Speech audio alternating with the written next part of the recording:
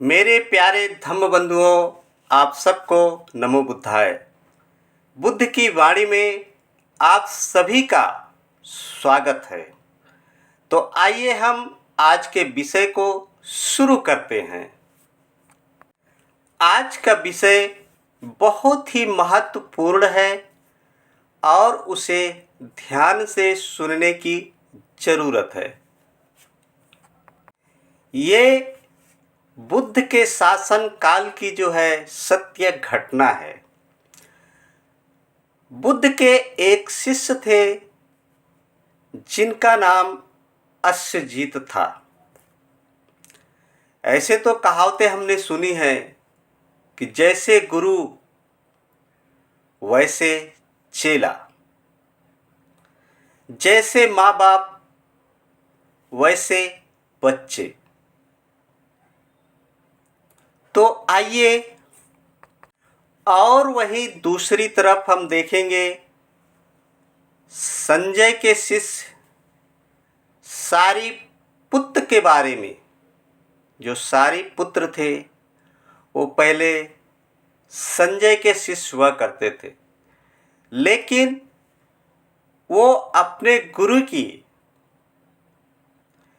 विद्याओं से खुश नहीं थे।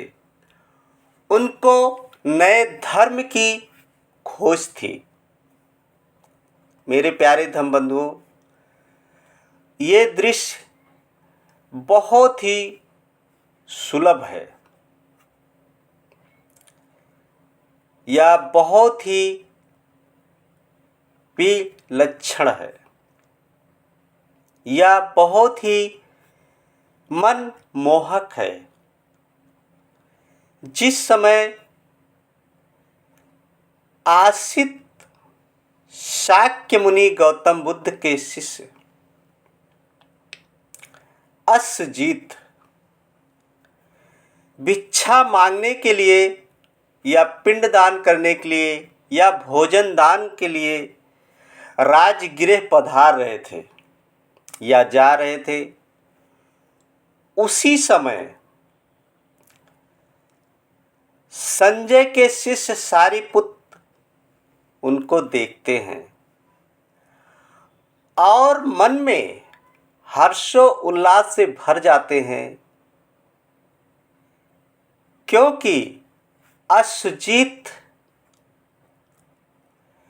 बहुत ही ध्यानपूर्वक और सधे हुए अपने कदमों के द्वारा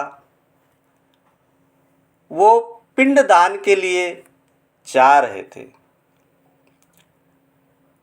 तो ये देख करके ये दृश्य सारिपुत्र के मन में ख्याल आता है कि ये किस नाम से प्रवज्जित हुआ होगा।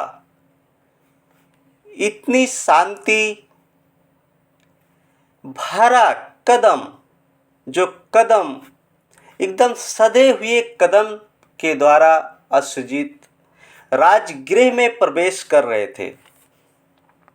तो संजय के पुत्र सारिपुत्र ने या संजय के शिष्य सारिपुत्र ने सोचा कि इस समय ये भिक्षु से बात करने का समय नहीं है, क्योंकि वो भोजन दान के लिए राजगृह में प्रवेश कर चुका है। तो उस समय सारिपुत्र ने इंतजार किया और अश्वजीत जो बुद्ध के शिष्य थे उनके पीछे पीछे दूरी बना करके चलते थे।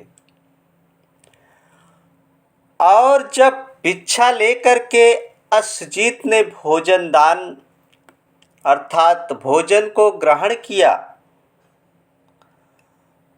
तो एक वृक्ष के नीचे बैठे और शांतिपूर्वक भोजन को ग्रहण किए। उस समय तक सारिपुत्र ने सिर्फ इंतजार किया। जब अश्वजीत पूर्ण रूप से भोजन करने के बाद शांत अवस्था में उस वृक्ष के नीचे बैठते हैं, तब सारी पुत्र वहाँ पे जाते हैं और उनसे कहते हैं, उनका अभिवादन करते हैं और एक तरफ सारी पुत्र बैठ जाते हैं और सारी पुत्र कहते हैं कि हे मित्र, तुम किस नाम से प्रवज्जित हुए हो या किस नाम को भजते हो। तो अश्वजीत बहुत ही प्रेम पूर्वक मुस्कुरा करके सारी पुत्र को कहते हैं कि हे मित्र, मैं तो अभी अभी प्रवज्जित हुआ हूँ। शाक्य मुनि गौतम के नाम से हम प्रवज्जित हुए हैं और उन्हीं के नाम को हम जपते हैं।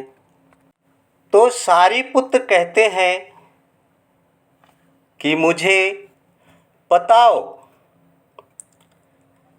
तो अश्वजीत कहते हैं, हे मित्र, मैं तो अभी अभी प्रवज्जित हुआ हूँ।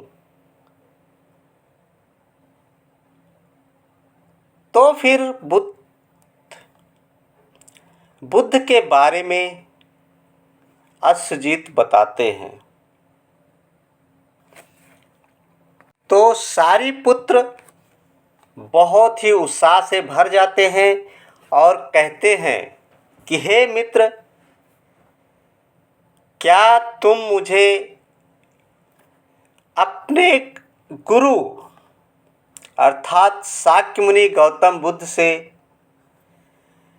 प्रवज्जित होने के लिए क्या प्रवज्जा ग्रहण करने के लिए बात कर सकते हो या उनसे मिला सकते हो।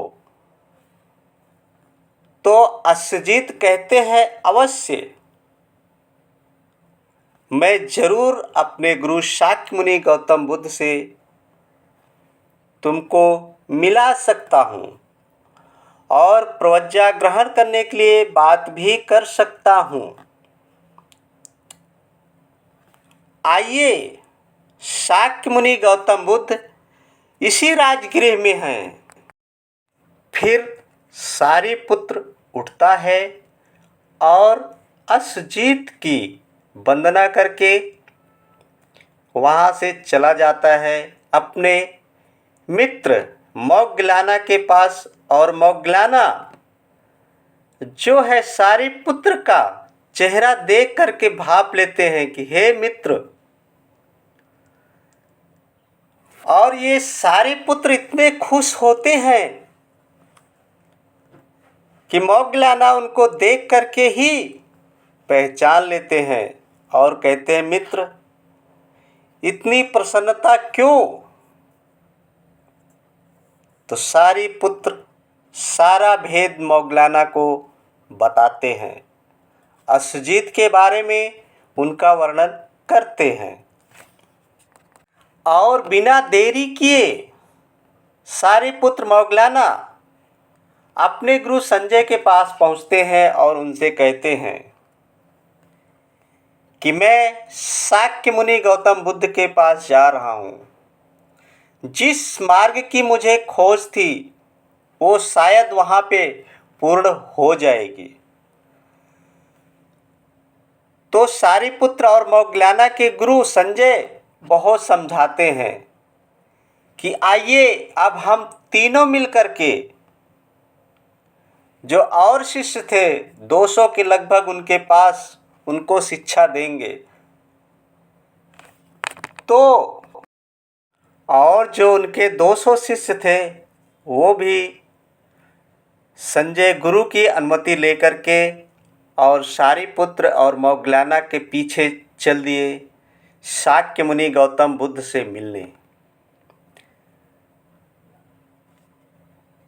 मेरे प्यारे धम्म बंधुओं, इसका मतलब सिर्फ इतना ही है कि अपने चरित्र को अपनी वाणी को और अपने शरीर के संयम को और अपने मन के संयम को इतना सुदृढ़ बना लो, इतना मजबूत बना लो कि जो देखे आपको कहे